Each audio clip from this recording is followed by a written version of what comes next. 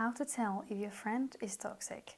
Now, I tend to explain or try to give some ideas of how to find out if you have a toxic friend, which to be fair is quite easy because most of the times we have a toxic friend, we know that friend is toxic. But I thought about such an interesting idea, which is why don't we make a quiz?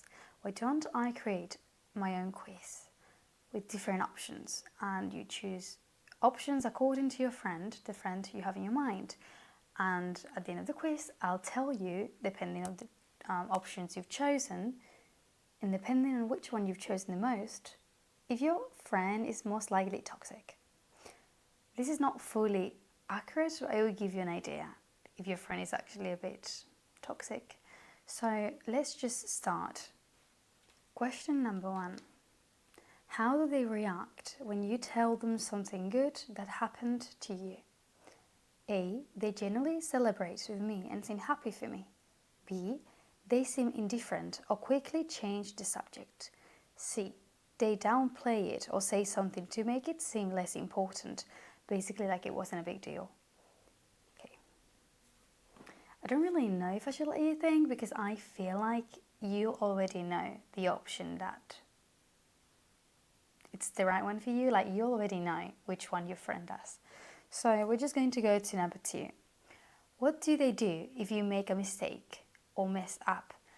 Mess up, because nothing is really messing up, but like as a friend, you may have mistakes, you know? I don't know, like maybe you thought you were meeting at 6 p.m. and it was actually at 5. So that would be like messing up or a mistake. A, they support me and help me solve whatever without judgment. They support me and help me solve it without judgment. B, they point it out but let it go. So they're like, yeah, you did this, but you know, it's okay. Okay. C, they constantly remind me or make fun of me for it. Yeah. When we say once again mistake or mess up, like take into consideration it may be like going after a boy that's like, I don't know, a loser or that's treated you really badly, and you know you tend to tell your friend this, and normally your friend is like your friend, your inner friend, maybe doesn't show, but he's like, or she's like, oh my god, it's like, but like it's so important to feel supported even when you may not be taking the right choices. I know many of us want a friend, or we say, oh no, I want a friend that's honest with me. But let's be honest, when you're going through something thick or bad, you want to be told the truth, but you also want to be supported. So you want a friend that maybe tells you, yeah, you know, that wasn't right. This was not the right thing for you to do because it's bad for you in the long term. But I know where you're coming from, and you know, you just need time to see things and then keep realizing until you do different choices. At the end of the day, you just need and want to feel supported.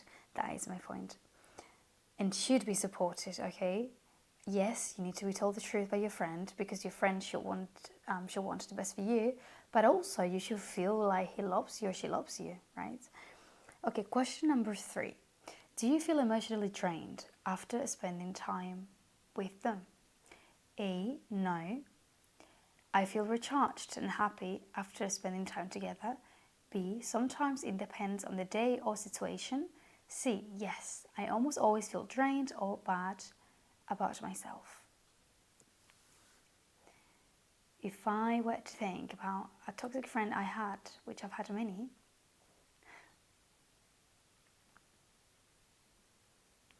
on this particular one, I'll definitely say C.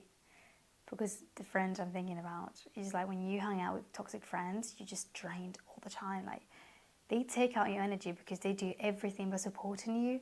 They do everything but what a friend is supposed to do. So yeah, of course you're going to feel drained because they don't really match your energy. They just take it away. Question number 4. How do they handle conflicts with you?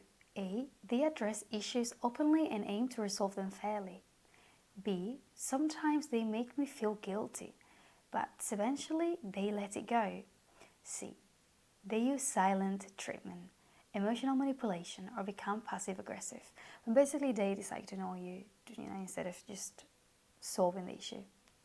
Okay, now we're going to go to number 5, question number 5. How do you even pronounce that word? It's actually triggering me so badly. Question. Question number 5, I think. So I just say it quickly because I'm not sure. I think it's question. Yeah, number 5. And I generally want to say that I think it's such a good idea to do this quiz because I have some videos like, 5 signs your friend is toxic and so on. And I love all of those videos. I actually think they're very useful. And I know for a fact that if you watch it, you'll end the video confirming or denying whether you have a toxic friend or not. But sometimes those videos are just too typical.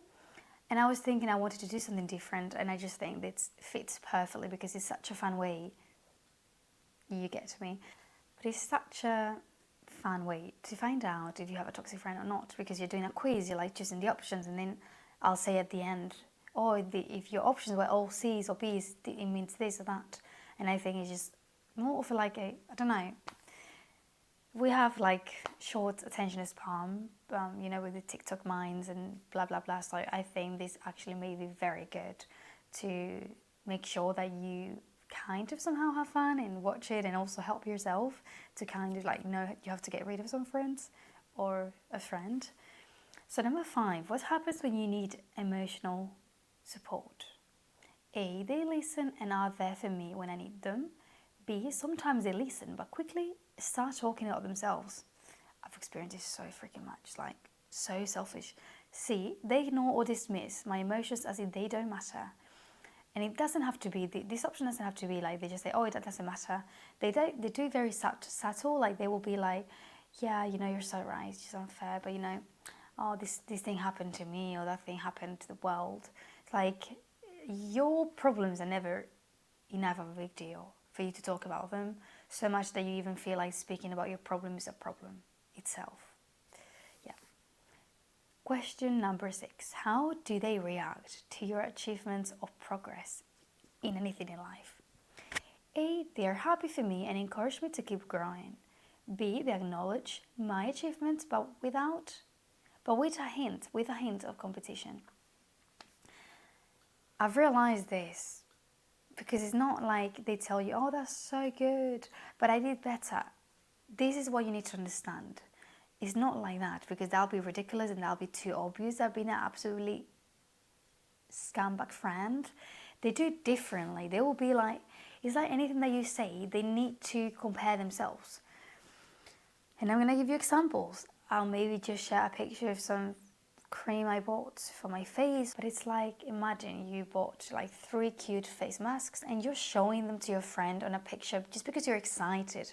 It's nothing related to comparison. So I send the pictures, and then my friend will be like, yeah, look, I also got this the other day. But like, I know you may think this is normal, but like with anything, or you're showing them a lipstick, they're like, that looks good, I have this, I bought this lipstick as well yesterday, this is like the best brand ever. Sometimes you may think they're just doing it because they want to like match your energy, but most of the times it's because they think everything that you do, they're just comparing it to themselves. It's so weird. But I've realized with one of the friends that I used to have, like every single thing that I said, it could be anything. Listen, it could be just going to the supermarket. It could be something absurd, but she always had to compare herself and show that she was doing better. Whether I got a lipstick, whether I did my eyelashes, whether I did my nails, she will always have to like point out that she did this or she bought this and it's actually like the best brand in the world.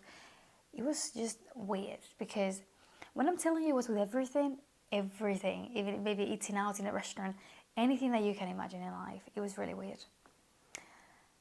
Okay, I think C, I didn't mention that option. They make sarcastic comments or try to make me feel guilty about it. Number 7, how do they respond to your boundaries?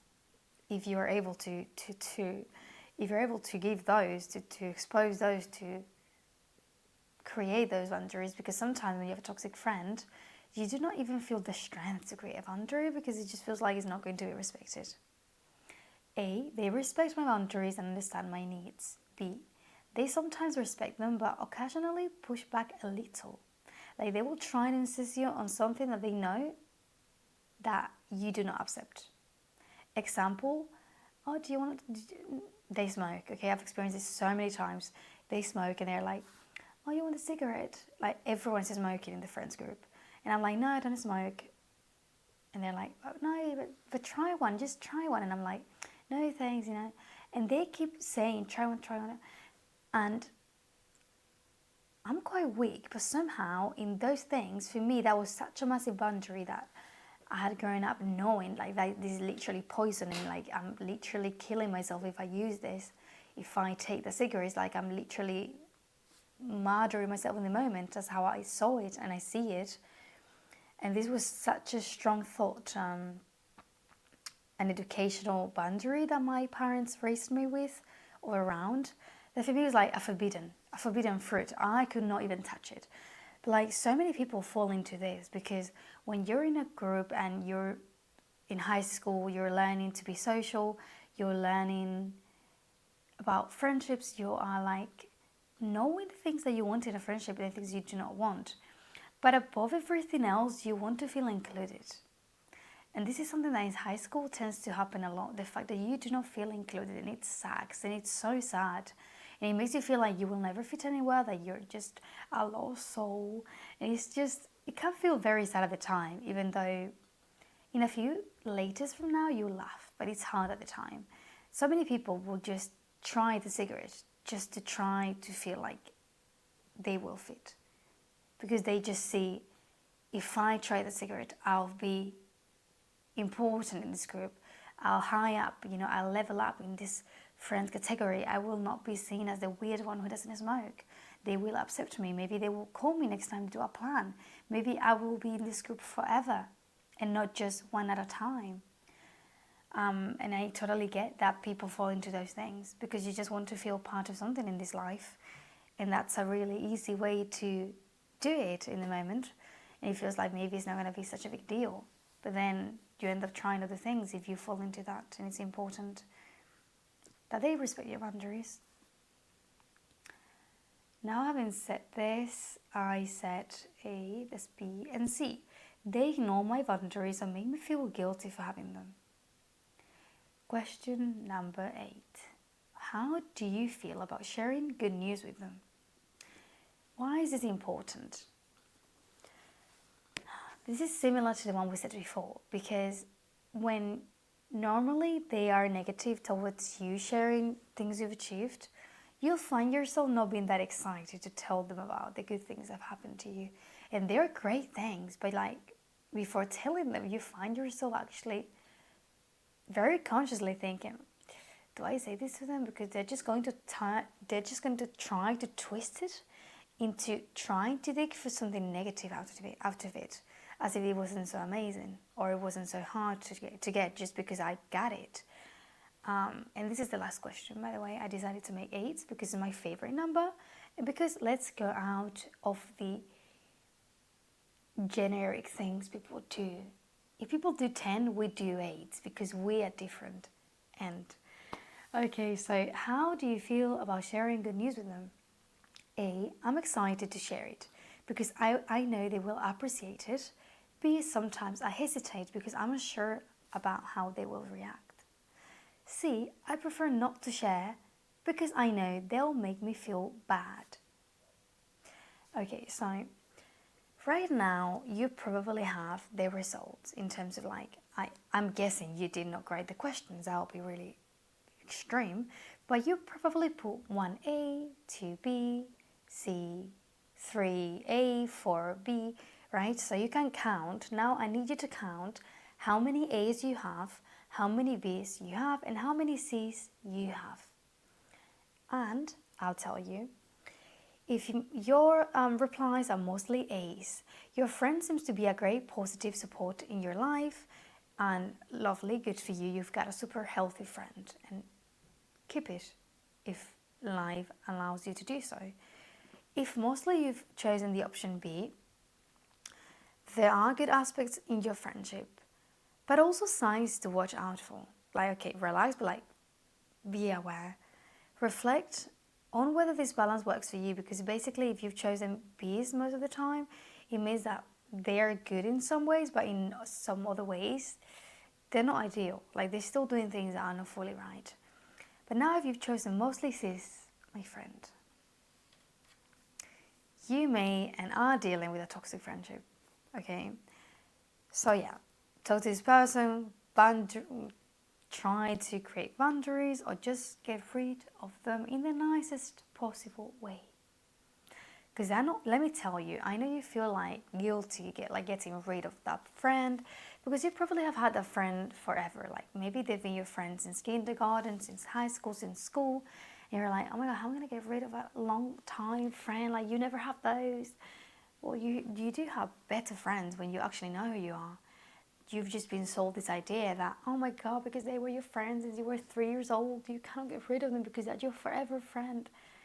But it's not true, because at 3 years old, you didn't choose that friendship. You didn't choose it. You could not even think for yourself. You didn't know who you are. You hadn't developed as a person. You were given this friend. You didn't choose it.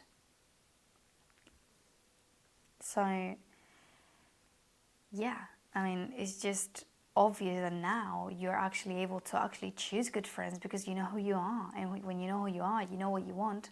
You know what you like, you know what you enjoy doing in your free time, hobbies. As a child, you don't really know that. You could be given any child and you will get along. But that's why children become friends so quickly. Like, how many kids do you see in the park? In a second, they're hanging out, they're playing together. It doesn't happen with adults, because we actually know who we are and what we want. And we just do not connect the same way. So you don't have to feel forced to keep that friendship because you've had it for a long time. That is just actually really, really, really tiring. Really, really tiring. So yeah, probably just get rid of those friends. I mean, because you know the thing, they do not feel shy or any, I don't know, they don't doubt one bit trying to make you feel bad when you achieve things. They don't think twice about that. And when you tell them good news and they make you feel like whatever you achieved was not that much of a big deal just because you got it. Because if you get anything, then it's not a big deal. Because if you do it, anyone can, right? Toxic friend. They don't think twice about doing those comments. Like, I used to be doing all right at uni, and I had a friend that didn't get to uni. She would always ask me how I was doing with exams, and I said good, and she's like, oh, have you passed everything? And I'll be like, yeah. And then she'll be like, but everything, like, there's nothing you've been struggling with, like, you haven't struggled with anything? And I'm like, not really. I mean, not everything is easy, but like, because I like to like be like, you know, humble. I know this is not the right word, but I like to like see that I don't think I'm a goddess, right? Like, I'm like, no, I mean, some subjects were really hard, but like I'm doing well in everything. She's like, and she kept going, like, but are you sure you're not going to fail anything? Like, you're not, there's no subject you think you're going to fail. Was she shy? Was your friend shy making those shit questions? Because let me tell you, those absolutely poop, disgusting, filthy rat questions. If your friend wasn't ashamed to make those, you should certainly not be afraid to get rid of them. I mean, let me tell you, they have no shame. So yeah, think about you, and if you like this video, subscribe, because we need to see each other again. And if you like this quiz as well, let me tell you, because I mean, let me know, because I plan on doing more videos like this, but in a fun way. It's already traumatic or sad finding out you have toxic friends, but if we can make a quiz about it, it's kind of easier, I guess. So yeah, if you like this idea, I can do more videos related to different things. But yeah, thank you for watching, and I'll see you very soon.